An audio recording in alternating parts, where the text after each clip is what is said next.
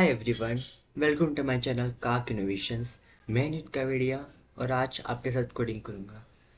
आज वैसे कोई वीडियो डालने की इच्छा नहीं हो रही थी, पर कंसिस्टेंसी मैटर्स, कंसिस्टेंसी रखनी पड़ेगी।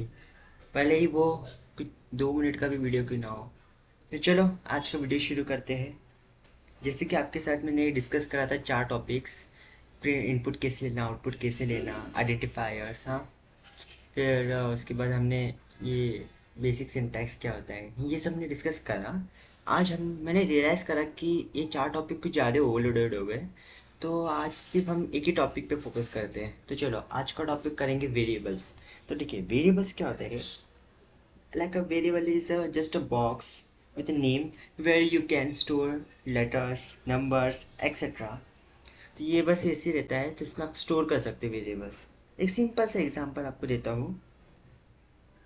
इंक्लूड स्टूडियो डॉट एच, ये हम इनपुट आउटपुट के लिए लेते हैं। इसके बाद इंट मेन, इसके अंदर मेन प्रोग्राम शुरू होगा। अब इस इंट एज हमने ये इनिशियलाइज करा, वेरिएबल एज को इनिशियलाइज करा। अभी क्या करेंगे, इसको एक वैल्यू देते हैं। चलो 18 19 कुछ भी दे दो आप। इसके बाद प्रिंट एफ, प्रिंट एफ आप कुछ भी लिख सकते हो इसके अंदर, मतलब एज इज, बस इतना लिख दो वो भी चलेगा। और इसके आगे परसेंटेज लगा दो, मतलब ये रहेगा कि हमने इसके जो फॉर्मेट स्पेसिफायर है इसके अंदर जो वैल्यू है ये इधर प्रिंट होगा 19। ओके, तो एज इज 19, ठीक है। फिर इसके बाद परसेंटेज के आगे, इसके कॉमा के आगे क्या रखेंगे, उस वेरिएबल का नाम एज। मतलब अभी हमारा 19 वाला वैल्यू आना चाहिए, मतलब वो 19 के एज ने 19 वैल्यू को होल्ड करके रखा है। रिटर्न 0। अब कुछ नहीं, सिंपल सा अभी हमारे प्रिंट होगा कि एज इज़ 19। इसको एग्जीक्यूट करते हैं। फर्स्ट कंपाइल, कोड करना वॉट एवर, के बाद एग्जीक्यूट, रन। बस ये रहा, हमने जो फॉर्मेट स्पेसिफाई यूज़ करा, बस उसके बेसिस पे हमें ये वैल्यू मिली है। तो देखो एज इज़ 19। ओके, ये सिंपल सा एग्जांपल था, ये इसमें कुछ नहीं है। देखो और बेसिक टाइप, मतलब बेसिक टाइप रहता है ना, आपको एक काम करो तो प्रोग्राम लिख के दिखाता हो। जो बेसिक्स टाइप्स रहते हैं वेरिएबल्स के, एक एग्जांपल आपको देता हूँ मैं सिंपल सा, तो आप समझोगे। Include studio dot H, just C, इसके main program int main, int main, then here we start our को प्रोग्राम। हमने एक एज को इनिशियलाइज करते हैं, उसको एक वैल्यू भी दे देते हैं 20, वॉट 25 दे देते हैं। उसके बाद फ्लोट, फ्लोट मतलब अभी हम फ्लोट वाली वैल्यू लेंगे। हाइट, हाइट ले लेते हैं। हाइट की वैल्यू कितनी लेंगे, 5, कुछ ज़्यादा हो जाएगा, 5.76 कुछ भी ले लो आप, 5.6 आपके हिसाब से, आपके प्रेफरेंसेस के हिसाब से ले सकते हो।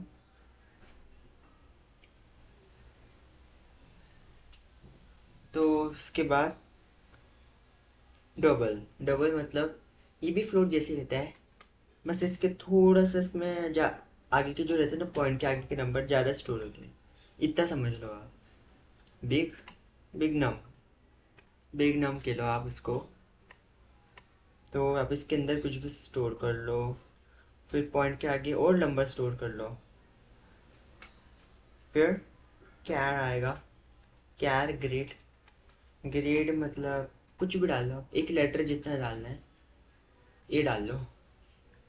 फिर अब इसको हम प्रिंट करेंगे सिंपली। तो एज हमने क्या रखा, %d स्लैश एन, क्या रखा हमने, एज रखा। तो ये हम इसको ऐसे प्रिंट करेंगे एज। फिर एक और हम प्रिंट करेंगे दूसरा वाला, इसको रखेंगे हाइट, हाइट परसेंट, हमने क्या करा इसके लिए %f। तो हमने ये फ्लोट के लिए करा, तो इसको होगा %.1f। वो ये 1 का मतलब देता है, हमने किसे .2f करा, मतलब 2 डिजिट आएंगे, तो इसके 1 डिजिट आएंगे। फिर इसके आगे हम करेंगे फिट कर देंगे, मतलब ऐसे नाम इतना फिट होगा, मतलब ये जो वैल्यू रहेगी इसके आगे फिर फिट लिखा हुआ आएगा, फिट लिखा हुआ आएगा। अब ये स्लैश है, फिर हम इसके आगे जो भी हमने लिखा है हाइट हमें चाहिए वो, termination of program, print f वापस से बिग नाउन, या फिर सिंपली तभी लिख सकते। इसमें प्रिंटिंग में ऐसा कुछ नहीं रहता कि आपको स्पेस छोड़ा है, ऐसा कुछ नहीं। फिर हमें परसेंट, अभी डबल, डबल के लिए आप क्या यूज़ करोगे, आप कुछ भी सेम ही है, बस जैसे 0.4 कर लो, बिग नाम। फिर इसके आगे हमने क्या रखा, इसका नाम हाइट, नहीं बिग नाम रखा है इसका भी, बिग, बिग नाम।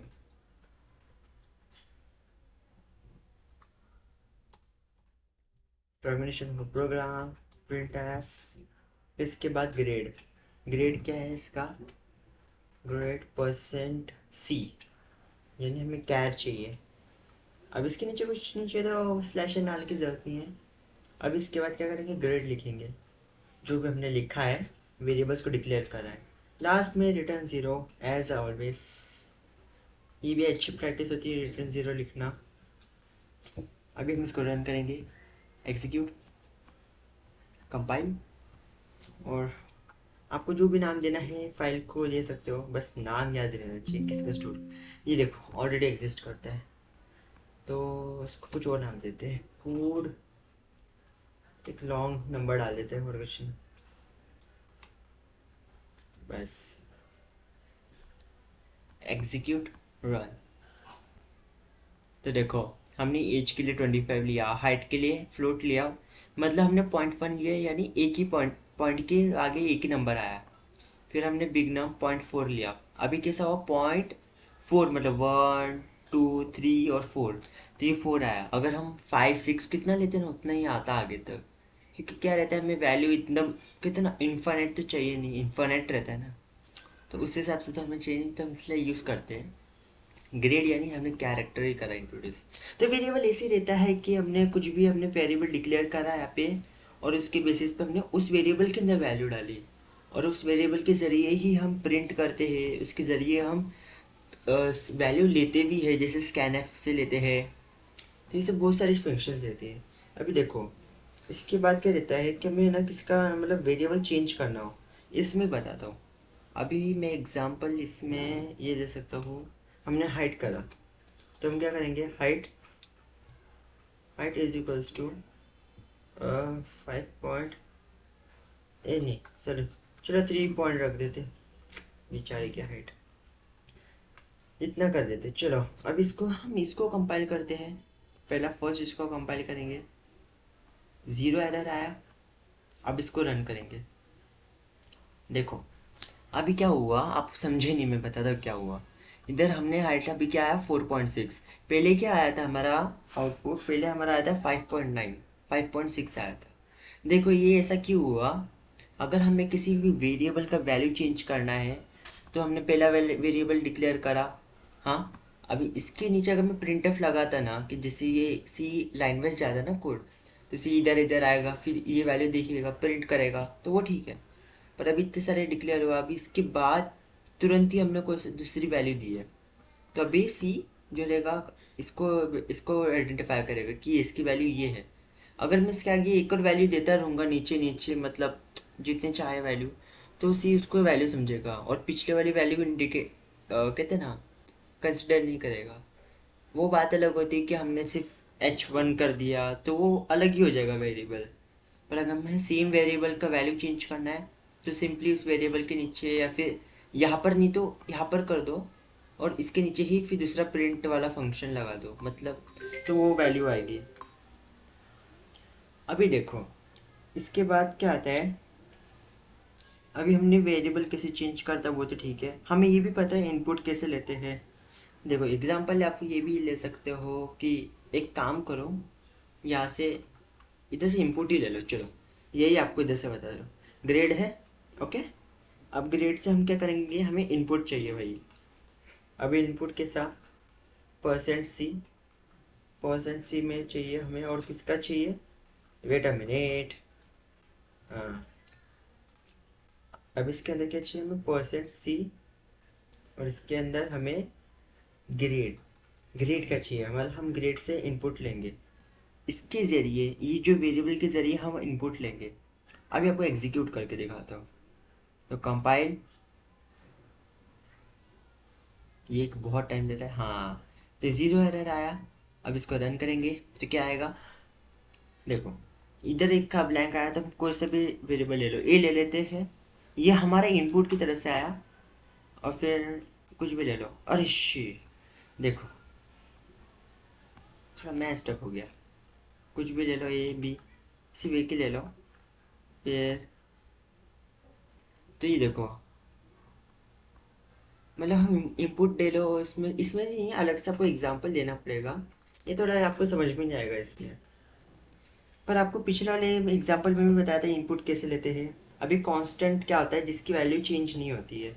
एक एग्जांपल, छोटा सा ही एग्जांपल है, जैसे कि हमने इंक्लूड डॉट एच लिया, मतलब इनपुट आउटपुट के लिए। उसके बाद हम क्या करेंगे, मेन प्रोग्राम के अंदर हम कोड लिखेंगे।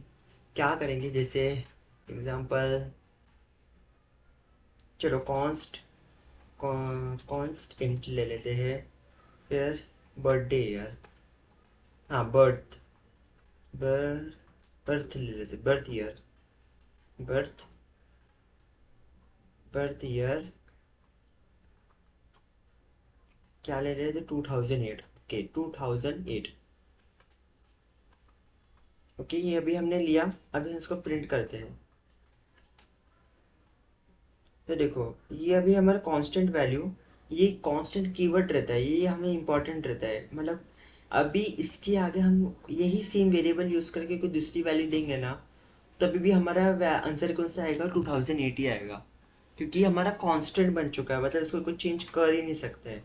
ज़्यादातर सी प्रोग्राम में ये होता है यूज़, मतलब कुछ ऐसी वैल्यूज रहती है कि जो चेंज नहीं करनी रहती है। तो your born in percentage, you are born in percentage, int हमने यूज़ करा है। फिर जिसको हमें चाहिए, जैसे बर्थ बर्थ ईयर, फिर रिटर्न रिटर्न 0। अभी देखो, अभी क्या होगा, इसमें से कंपाइल करेंगे, इसको मतलब सेव करना पड़ेगा। गुड पॉइंट, ओके, 0 एरर्स, और अब इसको एग्जीक्यूट करेंगे। देखो हमने क्या करा, परसेंटेज लगाया, और यूर बॉर्न इन 2008। क्या रहता है ना कि अगर इसकी आगे हमने अगर इसका वेरिएबल भी चेंज करने को देखा, एग्जाम्पल के तौर पे ले लो, बर्थ बर्थ ईयर, सेम ही वेरिएबल लो, कुछ चेंजेस नहीं। ओके, अब इसके आगे ही हम इसको वैल्यू चेंज कर देते, चलो 2000 की जगह हम कर देते 2000, 2013 कर देते 12। तो अभी क्या होगा, इसको हम कंपाइल करेंगे तो एरर से कुछ, ओहो हाँ हाँ, सॉरी सॉरी, देखो इसके आगे रिटर्न टाइप डालना ही पड़ता है। वेट अ मिनट, हाँ या अभी ठीक है, अब कुछ एरर नहीं आएगा। इसको कंपाइल, ओह अरे हाँ, बेसिकली जो देखो हमने इसको कांस्टेंट यही रखा, तो अगर हम दूसरी वैल्यू लेंगे तो होगा नहीं। अगर हम ईयर के आगे अगर कुछ ऐसा करा कि 1 2 3 ऐसा करा, तो वो अलग ही वेरिएबल बन जाएगा, उसके आगे वैल्यू डाल सकते हैं। बस यही था कांस्टेंट का। और बाकी अगर आपको मेरा वीडियो अच्छा लगे तो लाइक एंड सब्सक्राइब करना, बस इतना ही था। तो मिलते हैं अगली वीडियो में, और अगर आपको कुछ भी डाउट हो तो मुझे कमेंट्स में पूछना। Okay bye.